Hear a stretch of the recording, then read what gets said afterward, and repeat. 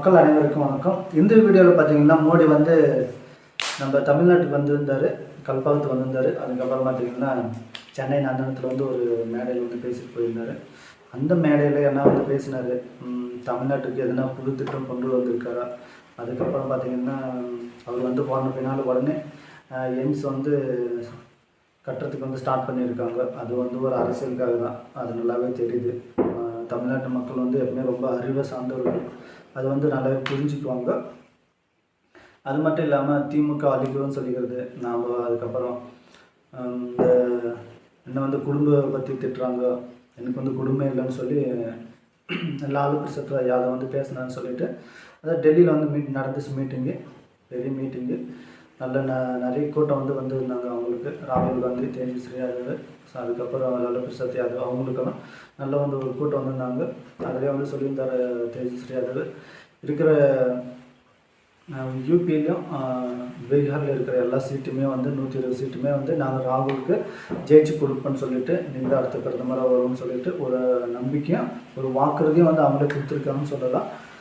அதுக்கப்புறம் பார்த்தீங்கன்னா கெஜ்ரிவால் டெல்லி இருக்கிற முதலமைச்சர், அவர் பார்த்திங்கன்னா நம்ம தமிழ்நாட்டை ஃபாலோ பண்ணி அங்கே இருக்கிற மக்களுக்கு, அதாவது 18 வயசு இருக்கிறவங்க எல்லாருக்கு மேலே அவங்களுக்கு எல்லாருக்குமே வந்து 1000 ரூபா கொடுக்குறத வந்து ஒரு ப்ராமிஸ் பண்ணியிருக்காங்க. அதையும் வந்து இந்த திராவிடர் மாடல் வந்து ஒரு ஒரு முன்னுதாரணம் இவங்க செஞ்சுருக்காங்க. அதே மாதிரி அவங்களும் வந்து செய்கிறாங்கன்னு சொல்லிட்டு, ஸோ அதையும் நம்ம வந்து பாராட்டலாம். இதுக்கு முன்னால் பார்த்திங்கன்னா கர்நாடகா எலெக்ஷனில் நடந்துச்சு, அங்கேயும் பஸ்ஸுக்கு இந்த மாதிரி கொடுக்குறதாங்க, பஸ்ஸுக்கு வந்து ஃப்ரீ. அதுக்கப்புறம் வந்து 2000 வந்து கொடுக்குறதா வந்து சொன்னாங்க காங்கிரஸ். ஸோ அதையும் வந்து அங்கே நிறைவேற்றிக்கிறாங்க. ஸோ இந்த மாதிரி பார்த்திங்கன்னா தமிழ்நாடு ஃபாலோ பண்ணி ஒரு நல்ல அரசியல் அதை கொண்டு போகலாங்க. மக்களுக்கு என்ன தேவையோ அது மட்டும் செஞ்சுக்கிட்டு இருக்காங்க. ஸோ அந்த மாதிரி வந்து எடுத்துக்கலாம். ஏன் வந்து காங்கிரஸும் இப்போ வந்து திமுக வந்து நல்ல ஒரு அரசியல் வந்து செய்கிறாங்கன்னா, குறிப்பாக வந்து திமுக தமிழ்நாட்டில் திமுகவில். ஸோ அவங்க பார்த்திங்கன்னா அவர் வந்து முக ஸ்டாலின் வந்து வரத்துக்கு முன்னாடி அவரே வந்து சொல்லிட்டாரு, ஒரு 5 பேர் கொண்டு ஒரு பொருளாதார நிபுணர்களை வந்து நியமிக்கிறோன்னு சொல்லிட்டு. ஸோ அதில் வந்து இதுக்கு முன்னால் இருந்த ரகுராம் ராஜன் அவர், அதுக்கப்புறம் ஒரு நோபல் பரிசு பெற்ற ஒரு அமெரிக்க பொருளாதாரர், அதுக்கப்புறம் இன்னொருத்தர் யார் சீனிவாசன் சொல்லிட்டு அவர் ஒரு பொருளாதார நிபுணர், அந்த மாதிரி சொல்லி ஒரு 5 பேர். இதெல்லாம் பார்த்திங்கன்னா ஒரு படித்தவங்க. இப்போ நம்ம தமிழ்நாட்டில் இருக்கிறோம், நல்லா படிச்சிருக்கோம் எல்லோரும், மோஸ்ட்லி வந்து நல்லா எல்லோரும் ஒரு டிகிரி அது வந்து முடிச்சிருக்கோம். ஸோ இந்த மாதிரி படித்தவங்களுக்கு நம்ம தமிழ்நாட்டோட நிலவரம் பரவாயில்லப்பா, இந்த மாதிரி நம்ம முதலமைச்சர் வரத்துக்கு முன்னால் இதை ஒரு நினச்சிருந்தோம். ஸோ அந்தளவுக்கு வந்து செய்வாரான்னு தெரில, இல்லை ஏமாற்றுவாங்களான்னு தெரில, அந்த மாதிரி. ஆனால் அவர் வந்த பின்னால் இந்த மாதிரி ஒரு பொருளாதார நிபுணர்களை வந்து நியமிச்சது உண்மையிலே வரவேற்கத்தக்கது தான் நான் வந்து நினைக்கிறேன்.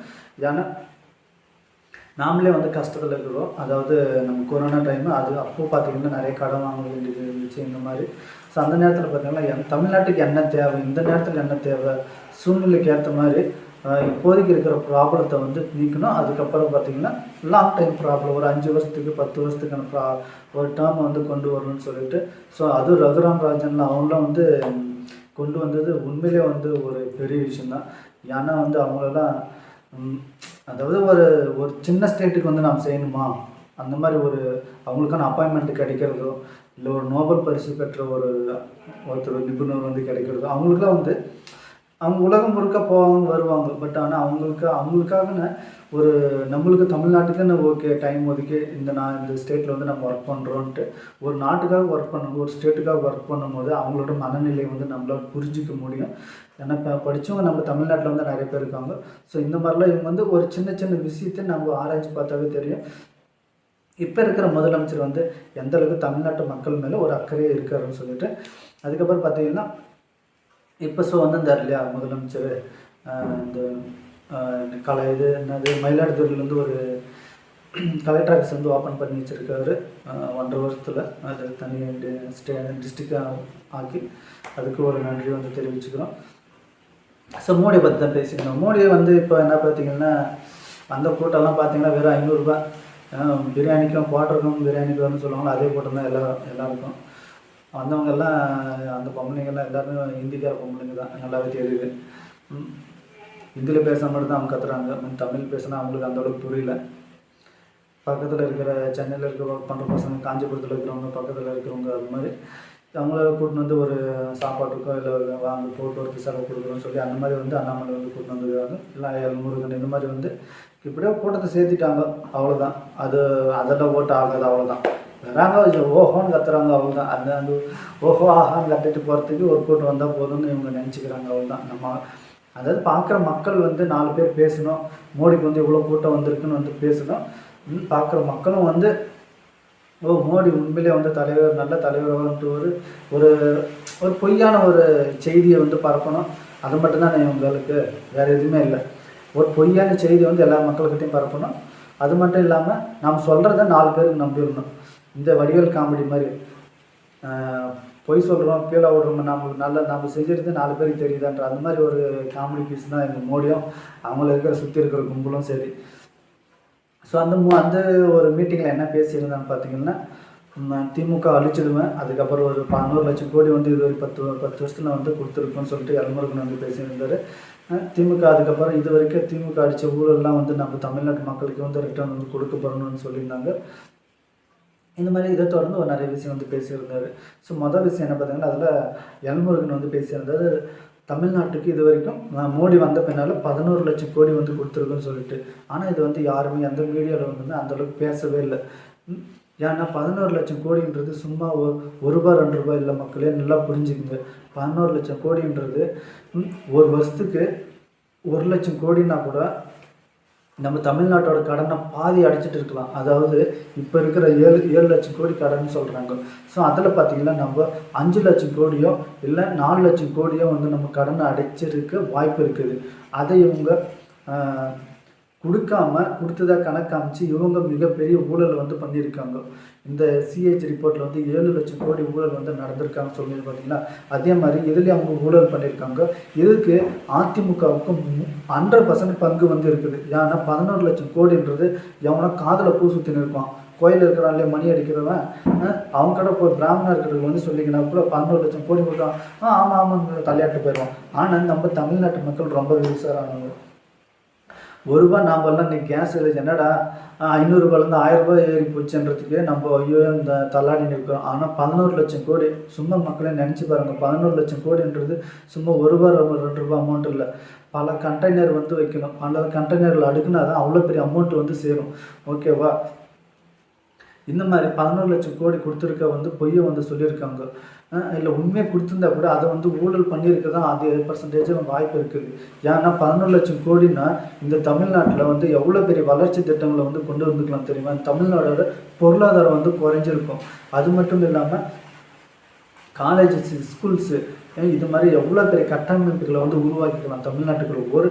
இது வரைக்கும் அவர் கொடுத்த இந்த 10 வருஷத்தில் ஒரு ஐடி பார்க்க வரல, ஒரு தமிழ்நாட்டுக்கான ஒரு சென்ட்ரல் கவர்மெண்ட் ஸ்கீமு ஒரு இப்போ ஜிப்மர்லாம் பார்த்திங்கன்னா அதில் வந்து எல்லாமே வந்து ஃப்ரீ. ஸோ அந்த மாதிரி ஏதோ தமிழ்நாட்டுக்கு ஒரு 2 ஜிப்மர் வந்துக்குதா, அதுவும் எதுவுமே வரல. இல்லை அதுக்கப்புறம் எய்ம்ஸும் வரவே இல்லை. ஸோ இந்த மாதிரி வெறும் பொய்யான. அதுக்கப்புறம் பார்த்திங்கன்னா நம்ம சென்னையிலேருந்து வந்து இந்த மேம்பாலம் வந்து கட்டுறதா சொல்லியிருந்தாங்க, அதுவும் வரல. சேது சமுத்திர திட்டம் அதுவும் வரல. இந்த மாதிரி பார்த்தீங்கன்னா ஆனால் செய்யலை. ஆனால் 11 லட்சம் கோடி வந்து நாட்டுக்கு வந்து கொடுத்துருக்கான்னு சொல்கிறாங்க, தமிழ்நாட்டுக்கு வந்து கொடுத்துருக்கா வந்து சொல்லியிருக்காங்க. இது முழுக்க வெறும் பொய் மட்டும்தான். வாயிலே வடை சுட்டுட்டு மட்டும்தான் போய்க்கிறாரு மக்களை. உங்கள் மண்டையில் எல்லா இடத்துலையும் மிளகா அரைச்சிட்டு போய்க்கிறாரு, அவ்வளோதான். வேறு ஒன்றுமே இல்லை இந்த தமிழ்நாட்டுக்கு செஞ்சது. அப்படியே பணத்தை கொடுத்துருந்தாலையும் இந்த அதிமுக அரசு கடந்த 10 வருஷத்தில் மிகப்பெரிய ஊழல் வந்து பண்ணியிருக்குதுன்னு அவருடைய வாயாலேயே வந்து சொல்லிட்டு போயிருக்காரு. அவ்வளோதான் மக்கள் வந்து புரிஞ்சுக்கணும். இது இல்லாமல் நாங்கள் வந்து திமுக வந்து அழிச்சிடணும்னு சொல்லிட்டாங்க. ஏன்னா அதிமுக ஆல்ரெடி அவங்களே அழிச்சிட்டாங்க. திமுக வந்து அழிச்சிடணும்னு வந்து சொல்லியிருக்காங்க. திமுகவை நீங்கள் அழிக்கிறதா இருந்தால் நீங்கள் ஆட்சிக்கு வந்தது பின்னால் அவங்க ஆட்சிக்கு வராது 2020 முன்னாலே நீங்கள் 6 வருஷம் ஆட்சியில் வந்து இருந்துருக்கீங்க. அதாவது 14லேருந்து நீங்கள் ஒரு 6 வருஷம் இருந்துக்கிறீங்க 2020 வரையும். அப்போ அவங்க வந்து ஆட்சிக்கே வரல. ஸோ அந்த 6 வருஷத்தில் நீங்கள் திமுக ஆட்சி இதுக்கு முன்னால் வந்து நிறைய வந்து ஊழல் பண்ணியிருக்குன்னு சொல்லியிருந்தேன், நினச்சிருந்தீங்களா? நீங்கள் அப்போவே வந்து அவங்க ஒவ்வொருத்தர் மேலேயும் வந்து நடவடிக்கை எடுத்துக்கணும். அவங்கள அந்த கட்சி ஆளுங்க சேர்ந்தவங்கள யார் மேலும் ஊழல் பண்ணி அவங்கள எல்லாரும் ஜெயிலுக்கு போக வச்சுக்கணும். அதை விட்டுட்டு இப்போ வந்து தனக்கு ஓட்டு வேணுன்றதுக்காக மட்டுமே அந்த கட்சியை வந்து அழிச்சிடுவேன், அவங்க ஊழல் செஞ்ச பணத்தை எல்லாத்தையும் நான் உங்களுக்கு மீட்டு உங்கள் அக்கௌண்ட்டில் வந்து போட்டுருவேன்னு சொல்கிறதெல்லாம் வந்து வெறும் ஜும்லா, அவ்வளோதான். அமித்ஷா வாய்ஸில் வந்து சொல்லணும்னா ஜும்லா, அதாவது 15 எல்லாருக்கும் வந்து அக்கௌண்ட்டில் 15 லட்சம் போடுன்னு சொல்கிறது அவர் ஒரு மேடையில் வந்து சொல்லியிருந்தார். இது நாங்கள் சும்மா பதவிக்கு வரணுன்றதுக்காக நாங்கள் இப்போ பேசிட்டு ஒரு ஜும்லா வார்த்தைன்னு அப்படியே வந்து சொல்லியிருந்தாங்க. அதுக்கப்புறம் பார்த்தீங்கன்னா நான் வேறு என்ன சொல்லியிருந்தேன், இந்த எய்ம்ஸ் வந்து ஓப்பன் பண்ணுற இன்றைக்கி தான் ஆரம்பிச்சிருக்காங்களே, நேற்று தான் கட்டுறதுக்கு ஆரம்பிச்சுக்கிறாங்க, நேற்று தான் இன்றைக்கி வந்து கட்ட ஸ்டார்ட் பண்ணியிருக்காங்க, அவ்வளோதான் ஜஸ்ட்டு. அது வந்து தமிழ்நாடு மக்களுக்கு முழுக்க ஏமாற்ற வேலை மட்டுமே. ஏன்னா இது வரைக்குமா 5 வருஷமாக செய்யாத வந்து போனோம் அடுத்த நாளே வந்து செய்கிறாங்கன்னா இவங்க வந்து நம்ம அடுத்த பதவிக்கு வரணுன்றது தான். ஏன்னா இவங்க மக்களுக்கு நல்லது எதுனா செஞ்சதுனால மக்களே தானாக பார்த்து மோடிக்கு ஓட்டு போக போகிறாங்க. அதை விட்டுட்டு நாங்கள் எதிர்கட்சி அழிச்சிடுவோம், ஆளுங்கட்சி அழிச்சிடுவோம், ஆட்சியை வந்து கலைச்சிடுவோம், இடி எங்களுக்கு தான் சப்போர்ட்டாக இருக்குது, இது இவிஎம்மும் எங்களுக்கு தான் சப்போர்ட்டாக இருக்குது, நீதித்துறையும் எங்களுக்கு தான் சப்போர்ட்டாக இருக்குதுன்னு இவங்க வாக்கிலும் வாயில் வடை சுட்டுக்கிட்டு இருக்காங்க. இப்படி தமிழ்நாட்டை மட்டும் அழிக்கிறது இல்லாமல் இந்தியாவையும் அழிச்சிக்கிட்டு இருக்காங்க. இன்றைக்கி இருக்கிற காலகட்டத்தில் என்றைக்குமே இல்லை, இன்றைக்கி மட்டும் இல்லை, என்றைக்குமே ஒரு இராணுவ வீரர் வந்து ஒரு மிலிட்ரியில் போய் சேரணும்னா அவன் கனவு தன் நாட்டுக்காக உயிரை கொடுத்து தியாகம் பண்ணி நம்மளுக்காக உழைக்கணும்னு சொல்லிட்டு. ஆனால் அப்படிப்பட்ட இராணுவ வீரர்களுக்கு நம்பிக்கை துரோகம் வந்து பண்ணவங்க தான் இந்த மோடி அரசு. அது அவ்வளோ இனிமேல் எவனுமே வந்து மிலிட்ரிக்கெல்லாம் போக முடியாது. போனால் நீங்கள் நினச்சி பாருங்கள், போய் அப்படியே போனாலே 4 வருஷம் சர்வீஸ் பண்ணுங்கள், 4வது வருஷம் உட்காருவீங்க. இந்தியா முழுக்க நினச்சி பாருங்கள், போய் எல்லோரும் ஒரு 50 லட்சம் பேர் நீங்கள் போய் சேரீங்கன்னா வச்சுக்க, 50 லட்சம் பேர் வரீங்க மறுபடியும் 4 வருஷம் சர்வீஸ் பண்ணிட்டு நீங்கள் குறிப்பிட்ட வயசுலேருந்து அதிகம் வயசு இருக்குது, குறிப்பிட்ட ஏஜுக்குள்ளே 21 வயசுக்குள்ளனால தான் நீங்கள் போகணுன்னு சொல்லிட்டு நீங்கள் ஒரு 25 26 வயசில் நீங்கள் மறுபடியும் வந்து வீட்டில் இருக்கிறீங்கன்னா உங்களுக்கு அவர் கொடுக்குற பணத்தில் ஒரு 4 லட்சமோ 5 லட்சமோ மட்டும்தான். அதை வச்சு நீங்கள் எவ்வளோ நாளைக்கு சாப்பிடுங்க. அதுக்கப்புறம் உங்களுக்கு இல்லை நீங்கள் எந்த வேலைக்கு போவீங்க, இல்லை கம்பெனிக்கு போவீங்களா, 50 லட்சம் பேர் இப்போ வராங்கன்னா மிலிட்ரிலேருந்து அந்த ட்ரைனிங்கெல்லாம் முடிச்சுட்டு அவங்க 50 லட்சம் பேருக்கும் போலீஸில் வேலை கிடைக்குமா, இல்லை கவர்மெண்ட்டு இதில் வேலை கிடைக்குமா, அப்படி வந்து எதுவுமே வந்து சொல்லவே இல்லை இந்த மோடி அரசு. ஏன்னா அவங்க வந்து இப்போ எப்படி பார்த்தீங்கன்னா, இப்போ இஸ்ரேலில் பார்த்தீங்கன்னா எல்லாருமே மிலிட்ரியில் வந்து ட்ரைனிங் எடுத்துடலாம் அப்படி வந்து நினச்சிக்கிட்டு இங்கே இருக்கிற மக்களை, ஏன்னா அங்கே இருக்கிற மக்கள் பார்த்தீங்கன்னா கொஞ்சம் தான், 1 கோடி 2 கோடி 3 கோடி பேர் மட்டும்தான் அந்த நாட்டோட மக்கள் தொகை. ஆனால் நம்ம நாட்டோட மக்கள் தொகை 140 கோடி மக்கள். இதில் ஒரு 10 லட்சம் கூட தேவையில்ல, ஒரு லட்சம் பேர் ஒரு வருஷத்தில் 1 லட்சம் பேர் அந்த ட்ரைனிங்கை முடிச்சுட்டு வரான்னு வச்சுக்கோங்க. அவன் 1 லட்சம் பேரும் அடுத்த 3 மாதத்தில் தனக்கு வேலை இல்லைன்னு வீட்டில் உட்காருவான். அடுத்த 3 மாதம் வேலை தேடிக்கிட்டு இருக்குவான். அடுத்த 3 மாதத்தில் அவனுக்கு வேலை கிடைக்காதுன்ற இதில் அதாவது ஒரு தீவிரவாத செயலுக்கோ இல்லை அடுத்தவங்க இப்போ எப்படின்னா, இல்லை மற்ற நாட்டுக்கு போய் தீவிரவாத செயலில் ஈடுபடுறதுக்கோ இல்லை மற்ற நாட்டுக்கு மிலிட்ரி மூலிமா கூட வேலை போய் செய்கிறதுக்கோ வாய்ப்பும் இருக்குது. அதே மாதிரி பார்த்திங்கன்னா அவங்க எல்லாருமே வந்து நல்லா சாப்பிட்டு நல்லா தெம்பாக ஹெல்த்தியாக வருவான். அதுக்கப்புறம் அவன் வந்த பின்னால் அவங்களுக்கு வந்து எல்லாமே உருவாக்க தெரியும். அந்த கன்று வந்து எப்படி ஹேண்டில் பண்ணுறது, பாம் எப்படி வந்து உருவாக்குறது, அவனுக்கு மிலிட்ரி ட்ரைனிங் வந்து கொடுத்து அனுப்புகிற. நீ ஒரு சோல்ஜர்ஸை வந்து நாட்டுக்குள்ளே ட்ரைனிங்கோடு விடுற. அவன் வந்து என்ன பண்ணுவான், இருக்கிற 140 கோடி மக்களில் நீ ஒரு லட்சத்து பேர் நீ வெளியே விட்டால் இருக்கிற அந்த 4 வருஷத்துக்கு மட்டும் தான் நீட்டு சர்வீஸ் பண்ணிட்டு வரணும். அடுத்து வந்துட்டா அவன் பக்கத்து வீட்டுக்காரனா தண்ணிக்கும் மற்ற எல்லாத்துக்கும் அவனை சண்டை போடுவான், அடிக்குவான். அப்போ என்ன பண்ணுவீங்க நீங்கள்? ஒன்றுமே இல்லை. அவனை தீவிரவாதியாக ஆக்க பார்க்குறீங்க நீங்கள் தான். இதுதான் வந்து மோடியோட அரசு, மோடியோட ஒரு கொள்கை. இது மட்டும்தான் ஒரு கொள்கை, வேறு எதுவுமே இல்லை. அப்படி இல்லைன்னா அதாவது நம்ம நாட்டு இராணுவ வீரர்கள் அவங்களவே உருவாக்கி அவங்கள இந்துத்துவாவை புகுத்தி அவங்கள ஒரு தீவிரவாதியாக நம்ம நாட்டுக்குள்ளே நிறுத்தணும். இது மட்டும்தான் அவங்களோட ஒரே ஒரு வேலை. இது தவிர வேறு எதுவுமே இல்லை. நம்ம நாட்டுக்கு நல்லது செய்யணும்னா நல்ல ஸ்கீம்களை வந்து கொண்டு வந்துக்குவாங்க. அதை விட்டுட்டு இந்துக்கள் மட்டும்தான் இருக்கணும், இந்த ஜாதி பேசுகிறது மட்டும்தான் இருக்கணும், இந்த மாதிரி வந்து எதுவுமே சொல்லியிருக்கவே மாட்டாங்க. சரி விடுங்க, அதை வந்து அடுத்த வீடியோவில் வந்து பேசிக்கலாம். அதுக்கப்புறம் பார்த்தீங்கன்னா வந்து இந்த திமுக வந்து அழிச்சிருவான்னு சொல்கிறது, திமுக அரசு அவங்க ஊழல் பண்ணது எல்லாமே நான் வந்து மக்கள்கிட்ட எடுத்து கொடுக்குவேன், பணத்தை வந்து எடுத்து கொடுக்குன்னு சொல்கிறது. இதை நீங்கள் இதுக்கு முன்னால் இருந்து 6 வருஷமே செஞ்சுக்கலாமே. 6 வருஷமே செய்யலாமல் இப்போ வந்து சொல்கிறதுல என்ன பிரயோஜனம்? இது ஜஸ்ட் உங்களுக்காக ஒரு என்ன சொல்லுவாங்க, ஓட்டுக்காக மட்டும்தான், வேறு ஒன்றுமே இல்லை. ஓட்டுக்காக இவங்களை வந்து நாங்கள் அழிச்சிடுவோம், இவங்களை வந்து உதச்சிடுவோம், இவங்களை வந்து வெட்டிடுவோம், இது மட்டும்தான். அதாவது மக்கள் நிம்மதியாக இருக்கக்கூடாது. எப்பவுமே அதிமுகவும் அதிமுகவும் பிஜேபி மட்டுமே பேசிக்கிட்டே இருக்கணும். பிஜேபிக்கு என்ன, நம்ம மோடியை பற்றி பேசிக்கிட்டே இருக்கணும். அதிமுகவுக்கு என்ன, ஜெயலலிதாவை பற்றி பேசணும், எம்ஜிஆரை பற்றி பேசணும், அவ்வளோதான். மக்கள் எப்படி நாசமாக போனாங்கன்னா குடிச்சவரை போனான்னா அதெல்லாம் எதுவுமே இல்லை அவங்களுக்கு, அவ்வளோதான். சும்மா வாய்க்கு தான் வடை சுட்டுக்கிட்டு இருக்காங்க. ஒருத்தனும் அந்த நாட்டுக்கு செய்கிறதுக்குன்னு உருப்படியாக இருக்கிறது இல்லை. அதுக்கப்புறம் பார்த்திங்கன்னா இப்போ இருக்கிற ஸ்டாலின் அரசு வந்து உண்மையிலே பார்த்திங்கன்னா நல்ல திட்டங்களை வந்து கொண்டு வந்துக்கிட்டு இருக்காங்க. கெட்ட திட்டங்கள் எதுனா இருந்தால் அதை கண்டிப்பாக மக்கள் வந்து எதிர்க்குவாங்க. அதையும் அவர் வந்து கெட்ட திட்டமாக இருந்துச்சுன்னா அதையும் ஏற்றுக்கிட்டு ஓகே இது வேணான்னு சொல்லிட்டு அவரே பின்வாங்குறாரு. ஸோ அதையும் நம்ம வரவேற்கிறோம். அது மட்டும் இல்லாமல் வர எலெக்ஷனில் நல்லவங்களை வந்து சூஸ் பண்ணுங்க.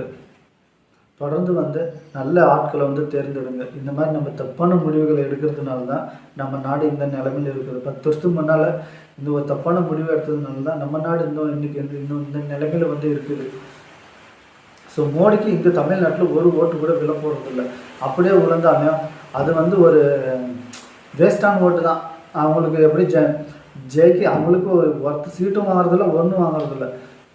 அது வேஸ்ட்டு தான், அந்த ஓட்டே வேஸ்ட்டு தான். அவ்வளோதான். நீங்களே நினச்சிக்கணும். யாருன்னா பிஜேபி ஓட்டு போடுறோன்னு நினச்சா நீங்கள் வேஸ்ட்டு, அவ்வளோதான். அந்த நீங்களே அந்த ஓட்டை நாம் போகிறதே வேஸ்ட்டு, அவ்வளோதான். அது மூலிமா உங்களுக்கு ஒரு பிரயோஜனம் இல்லை. வேணா பணம் வாங்கின்னு போடு, அவ்வளோதான். வீட்டுக்கு 500 கொடுக்குறேன், 1000 கொடுக்குறேன், 5000 கொடுக்குறோம், வாங்கி போடு, அவ்வளோதான். அது வேஸ்ட்டு, அவ்வளோதான். இப்போ தேர்தல் பத்திரம் வந்து சொல்லியிருக்காங்க. தேர்தல் பத்திரமாக வந்து எஸ்பி வந்து சொல்லியிருக்கு, எங்களுக்கு வந்து அந்த தேர்தல் பத்திரத்தை வெளியிடுறதுக்கு இன்னும் ஒரு 4 மாதம் அவகாசம் கொடுங்கன்னு சொல்லிட்டு.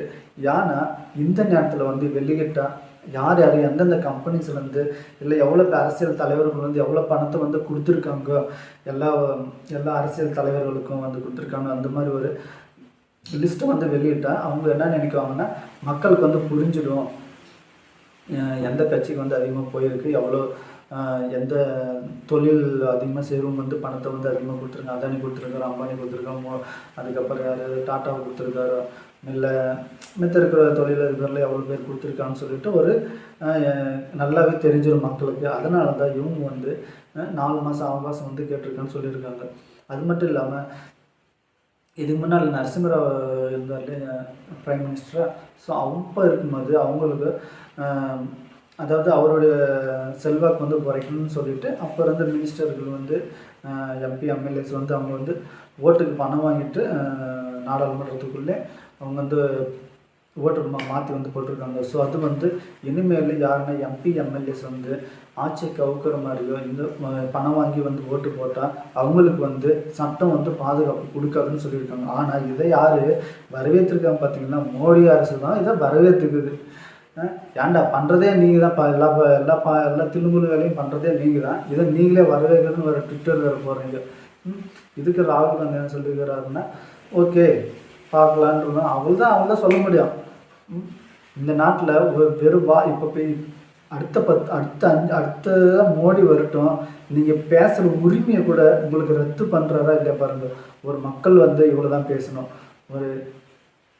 ஒரு மேடைக்கு போனால் இவ்வளோ தான் பேசணும். இந்த மாதிரி நம்மளுடைய பேச்சு உரிமையை நசுக்கிறதுக்கும் அதிகப்படியான வாய்ப்பு இருக்குது. ஏன்னா அவரை பற்றி நம்ம பிஜேபி பற்றி ஏதாவது எதிர்ப்பு ஒரு வீடியோ போச்சுன்னா கூட அதை உடனே யூடியூப்ல இருந்தால் மற்ற சமூக வலைத்தளங்கள் வந்து எடுக்கிறதுக்கு அதிகப்படியான வாய்ப்பு இருக்குது. ஆல்ரெடி எடுத்துட்டாங்க நிறைய வீடியோஸ் வந்து. ஏன்னா பிபிசி எடுத்த டாக்குமெண்ட்லாம் வந்து எடுத்துட்டாங்க. மோடி அரசுக்கு எதுனா எடுக்கிறது யாருன்னா ஒன்று சொன்னாங்கன்னா உடனே அந்த கடுமையான வாதங்கள் வந்து இருந்துச்சுன்னா அது வந்து எடுத்துடுறாங்க. இப்போ இங்கே இருக்கிற சோசியல் மீடியாவும் இங்கே இருக்கிற செய்தி மீடியாவும் அதே மாதிரி தான் இருக்குது. எல்லாம் மோடிக்கு தான் எல்லாமே பணம் வாங்கிட்டு தான் போகிறாங்க தெரியுது. புதிய தலைமுறை வந்து பார்த்திங்கன்னா இங்கே பிஜேபிக்கு வந்து 18% ஓட்டு இருக்குதுன்னு சொன்னாங்க. அதையும் எல்லாம் பணம் வாங்கி தான் போட்டு அப்பயே வந்து நிறைய பேர் வந்து எல்லாம் சொல்லிட்டாங்க. நிறைய பத்திரிகையாளர்கள் அதுக்கு நிறைய விமர்சனம் வந்து கொடுத்துட்டாங்க. ஸோ தொடர்ந்து மக்களே நல்ல ஆதரவு வந்து உங்களுக்கு கொடுங்க. தொடர்ந்து வீடியோ வந்து பாருங்கள், சப்ஸ்கிரைப் பண்ணுங்கள், எனக்கு வந்து நல்ல மோட்டிவேஷன் வந்து கொடுங்க. நன்றி, வணக்கம்.